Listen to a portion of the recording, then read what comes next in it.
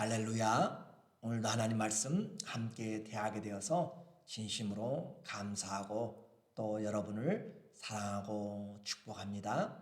많이 바쁘셨죠? 저도 이번 주간 많이 바쁜 가운데 또 말씀을 대하게 되었습니다. 성경 말씀 보겠습니다. 창세기 44장 1절입니다. 요셉이 그의 집 청지기에게 명하여 이르되 양식을 각자의 자루에 운반할 수 있을 만큼 채우고 각자의 돈을 그 자루에 넣고 또 네 잔 곧 은잔을 그 청년의 자루 아귀에 넣고 베냐민이에요. 그 양식 값 돈도 함께 넣으라 하매 그가 요셉의 명령대로 하고 아침이 밝을 때 사람들과 그들의 나귀들을 내보내니라. 아멘. 오늘은 또 시험이라는 주제로 말씀을 같이 나누겠습니다. 손에 잡은 것을 내려놓기는 정말 힘듭니다. 그리고 그것이 중요한 것일수록 우리는 손을 더 움켜잡습니다. 그러나 우리 주님은 썩은 것을 움켜쥔 우리의 손을 펴고 썩지 않는 주님을 붙잡도록 내려놓는 훈련을 하나님의 자녀들에게 시키십니다. 내려놓음이 없이는 신앙의 성숙이 힘들고 언제나 주님을 따르는 것이 부담스럽습니다.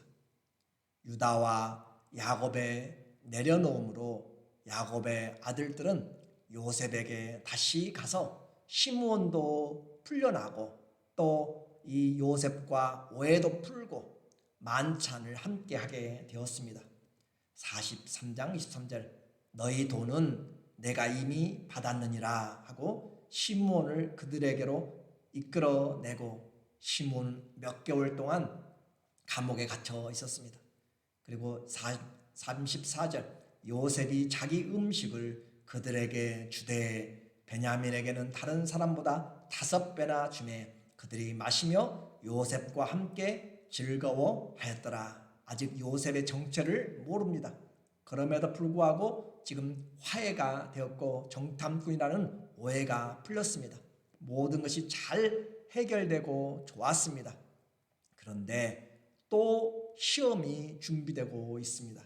1절 보니까 요셉이 그의 집 청지기에게 명하여 이르되 양식을 각자의 자루에 운반할 수 있을 만큼 채우고 각자의 돈을 그 자루에 넣고 또 네 잔 곧 은잔을 그 청년의 자루 아귀에 넣고 그 양식 값돈도 함께 넣으라 하매 그가 요셉의 명령대로 하고 물건값을 다시 그들의 자루에 집어 넣습니다. 요셉이 쓰는 은잔을 또한 베냐민의 자루에 넣습니다. 형제들은 꿈에도 이런 함정이 있을 줄을 생각하지 못합니다. 그리고 기분 좋게 고향을 향하여서 시므온과 함께 길을 떠났습니다.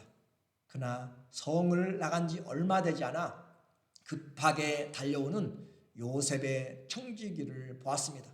그는 오자마자 요셉의 말을 전하면서 그들이 도둑이다 라고 그렇게 몰아세웁니다.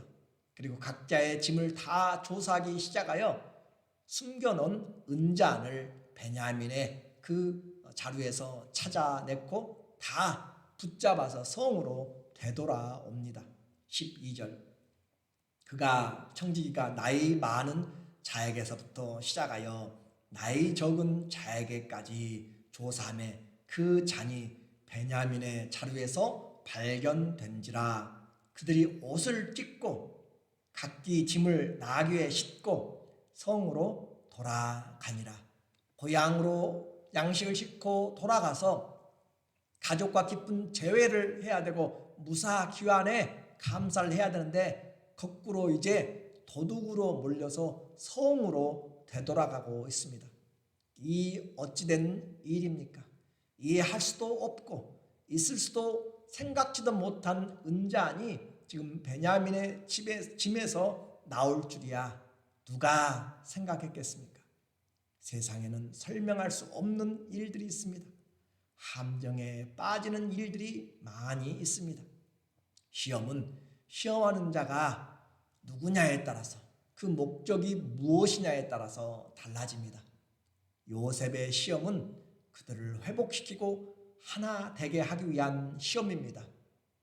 하나님도 우리에게 연단하는 것은 우리로 그리스도의 성품을 갖게 하고 하나님의 뜻을 이루는 하나님의 사람들로 준비시키기 위한 그런 성숙의 시험입니다. 그러나 사단의 시험은 사람들을 나누고 우리를 죽이려 하는 것입니다. 오해를 받고 함정에 빠질 때 정말 답답해요. 파놓은 함정에 누가 설명해도 이해가 되지 않고 말 자체가 통하지 않습니다. 16절 유다가 말하되 우리가 내 주께 무슨 말을 하오리까? 무슨 설명을 하오리까?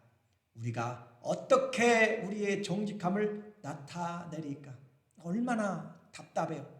하지도 않았고 꿈에도 생각해 본 적이 없는 일이 일어났습니다. 우리는 연속국이나 또 나라에서 경찰들이 조직적으로 범죄를 그렇게 만들고 꾸며내면서 주인공을 그렇게 함정에 빠뜨린 것들을 보게 됩니다. 이런 것처럼 지금 이 세상은 우리가 생각지 못한 일들이 있다라고 하는 것입니다. 유다가 말합니다. 하나님이 종들의 죄악을 찾아내셨으니 우리와 이 잔이 발견된 자가 다 내 주의 노예가 되겠나이다. 이 얼마나 억울하지만 어떻게 할 수가 없어요. 변명할 수가 없어요. 오늘 우리에게 이와 같은 기가 막힌 그런 환경들이 때로는 억울한 일들이 있습니다. 그러나 기억하십시오. 하나님의 시험은 반드시 합력하여 선을 이루시고 하나님의 뜻을 이루는 그런 열매를 풍성하게 맺습니다. 시험에 옳다 인정함을 받는 자들에게는 생명의 면류관이 기다리고 있습니다. 요셉은 이 시험을 통하여서 형제들의 우애가 정말인지 진실한지 그것을 살피고자 합니다. 과연 도둑으로 몰려서 종이 되어야 될 이제 베냐민을 어떻게 형들은 할 것인가? 서로 비방하면서 너 때문에 이 골치 아픈 문제가 생겼다라고 생각하고 우리 모두 너 때문에 신세 망치게 되었다고 원망하고 원수처럼 생각하고 따로 떼어놓고 그렇게 할 것인지 아니면 형제의 아픔을 가족의 아픔으로 지체의 아픔으로 함께 나누고 고통을 분담하려 할 것인지 아주 중요한 시험입니다. 요셉 앞에서 시험관 요셉 앞에서 어떻게 베냐민의 문제를 풀어갈 것인가? 요셉은 그들 모두가 종이 되는 것을 거절하고 오직 그 은잔이 발견된 베냐민만 종으로 남고 나머지는 집에 돌아가서 양식으로 굶주린 가족들을 살리라고 아주 좋은 제안을 하게 됩니다. 그래서 이와 같은 그 일을 17절에 보니까 요셉이 이르되 내가 결코 그리하지 아니하리라. 자니 그 손에서 발견된 자만 내 종이 되고 너희는 평안히 너희 아버지께로 도로 올라갈 것이니라. 얼마나 천만다행인 제안이에요. 재수없이 걸린 베냐민 동생만 종으로 남으면 모두가 집으로 돌아가서 양식으로 가족들을 살릴 수가 있습니다. 물론 잠시 고통이 있겠지만 시간이 지나면 잊혀져 갈 것입니다. 그런데 이때 또다시 유다가 생명을 담보로 나서기 시작합니다. 32절에 주의 종이 내 아버지에게 아이를 담보하기를 내가 이를 아버지께로 데리고 돌아오지 아니하면 영영이 아버지께 죄짐을 지리이다 하였사오니 이제 주의 종으로 그 아이를 대신하여 머물러 있어 내 주의 종이 되게 하시고 그 아이는 그의 형제들과 함께 올려 보내소서. 담보, 이 아라브라고 하는 것은 법적으로 윤리적으로 무한 책임을 지는 것입니다. 끝까지 책임을 지는 것이 담보입니다. 유다도 지켜야 될 가정이 있고 그가 살고 싶은 인생이 있습니다. 그럼에도 불구하고 그가 아버지에게 한 약속대로 베냐민 없이는 아버지의 얼굴을 볼 수가 없고 아버지가 상심하여 죽게 될 것을 차마 자식으로 보지 못하니 막내 동생 베냐민을 돌려보내고 그 대신 자신이 총리의 종이 되겠다고 희생하고 있습니다. 자기의 인생을 포기하면서까지 동생을 위한 사랑과 아버지를 위한 효심에 시험관 요셉의 마음이 막힌 담이 터지듯 눈물이 터졌습니다. 45장 1절에 요셉이 시종하는 자들 앞에서 그 정을 억제하지 못하여 소리질러 모든 사람을 자기에게서 물러가라 하고 그 형제들에게 자기를 알리니 그때에 그와 함께한 다른 사람이 없었더라. 모든 시험이 요셉이 원하는 대로 합당한 결과를 나타내었습니다. 비록 우리가 당한 시험이 억울하고 알지 못하는 시험이지만 희생하는 그 유다로 말미암아 시험을 이기고 하나가 되었습니다. 오늘 이것을 성경에서만 보지 말고 우리의 현실에 삶에 적용을 해보면 좋겠습니다. 우리의 또 시험은 어떻습니까? 한 교회 안에서 얼마나 사랑의 띠로 묶여져 있습니까? 남을 나보다 낮게 여기는 것이 당연함에도 불구하고 내가 높아지기를 원하고 내가 먼저 미안하다고 말하고 사랑하기보다는 상대방이 먼저 인사해주고 나를 챙겨주기를 원하고 남을 배려하고 내가 먼저 배려하기보다는 남에게 내가 인정받기를 원하고 우리는 내가 손 내밀고 사과하고 하는 것보다는 내 자신의 자존심이 더 크고 나의 경험과 내 가진 것들이 더 존중받아야 된다고 생각하지 않습니까? 내가 생각하고 있는 이 방법이 내 말이 옳다라고 그렇게 여기지는 않습니까? 교회는 옳은 것을 주장하는 것이 아닙니다. 하나님 안에서 하나 된 것을 힘써 지키는 것입니다. 죄가 되지 않는 한 우리는 하나 돼서 함께 화목한 것이 좋습니다. 이것이 옳으냐 그러냐는 세상에서 따지지만 교회는 하나님의 뜻이냐가 옳으냐 그러냐보다 더 중요합니다. 오늘 분명히 기억하십시오. 교회는 한 사람의 그런 뛰어난 리더가 필요한 것이 아닙니다. 맛이 없어도 서로 협력해서 만들어낸 반찬, 식사가 중요합니다. 함께 의논하고 함께 하나가 되어서 공동체의 사랑을 나누고 하나 된 것을 지키는 것이 중요합니다. 우리는 하는 말마다 사랑과 격려로 위로하고 소망과 기도로 형제 자매들의 사랑을 나누어야 함에도 불구하고 내 말에는 가시가 있고 또 내 말에는 비꼼이 있고 교만함이 묻어난다면 우리는 하나님 앞에서 하나도 시험에 통과하지 못합니다. 목회자로서 가장 듣고 싶은 성도들의 생활의 이야기는 겸손하게 양보하는 것이고요, 배려해 주는 것이고요, 목소리가 높아지지 않는 것입니다. 교회는 내 목소리를 내는 것이 아닙니다. 나는 죽고 섬기는 자들의 삶입니다. 다른 사람을 나보다 낫게 여길 때 제발 복 없는 자로 살지 마십시오. 온유하고 겸손하여 다른 사람을 품어주는 너그럽고 사랑이 흘러가고 보기만 해도 은혜스러운 그리스도의 향기가 되시고 편지가 되어 주십시오.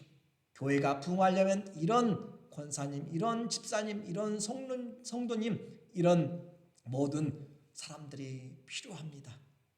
오늘 우리는 예외가 없어요. 주님의 사랑을 받은 자입니다. 내 마음에 미워하는 사람이 없을 수는 없어요. 그렇지만 그 마음이 지속되면 내가 그 죄의 독을 먹고 마시고 전염되는 것입니다. 하나님은 베냐민같이 문제가 있는 사람을 어떻게 대하는지, 나에게 힘들게 하는 사람을 어떻게 대하는지 오늘 보고 계십니다. 원망과 비난으로 대하고 있습니까? 아니면 희생적인 사랑 내려놓음입니까? 또 시험이 있습니다. 그러나 하나님은 피할 길을 우리에게 예비해 주시고 의인이 많은 고난을 당하지만 하나님은 그 고난 가운데서 반드시 지키십니다. 시편 34편 19절 의인은 고난이 많으나 여호와께서 그의 모든 고난에서 건지시는도다. 고난이 많아요. 시험이 많아요. 그러나 하나님은 그를 모든 고난에서 건져내십니다. 사랑으로, 섬김으로, 그리스도의 성품으로 오늘도 또 다가오는 그런 보이지 않고 이해되지 않는 그 시험들을 이겨내므로 생명의 면류관을 또 우리 형제 자매들이 서로가 당신은 나의 면류관이요 소망이요 영광이요 기쁨이요 자랑이 되도록 우리 모두 사랑으로 화목한 교회, 예수님으로 행복한 교회 되기를 예수 그리스도의 이름으로 간절히 기도하고 축원합니다. 아멘. 기도하겠습니다. 하나님 아버지, 또 시험이 왔습니다. 나의 잘못과는 전혀 상관이 없는 일들입니다. 주님은 우리에게 이 시험을 어떻게 이겨내는지, 사람들 관계를 어떻게 하는지 보고 싶어 하십니다. 주님의 성품을 나타낼 때입니다. 주님, 나보다 다른 사람을 나게 여기는 섬김받기보다는 섬기는 자, 그 사람들이 또 다른 시험에서 이겨나게 됩니다. 의인은 많은 고난을 당하지만 하나님이 모든 시험에서 고난에서 이기게 만드십니다. 오늘 그 말씀에 간증자들이 되도록 축복하여 주시고 우리 온 교회에 나보다 남을 낫게 여기는 귀한 직분자들, 우리 성도님들 한 사람 한 사람 되어서 예수님이 영광받는 존귀한 교회 되도록 축복하여 주시옵소서. 예수님의 이름으로 기도드리옵나이다. 아멘. 오늘 우리는 살아야 될 이유가 있습니다. 형제 자매들을 섬기는 일입니다. 또 시험이 있습니다. 주님 닮아가는 좋은 기회입니다. 우리 모든 남은 삶이 다른 사람을 섬기는 그리스도의 향기와 편지가 되고 손길이 되시기를 다시 한번 부탁드리고 감사하고 축복합니다.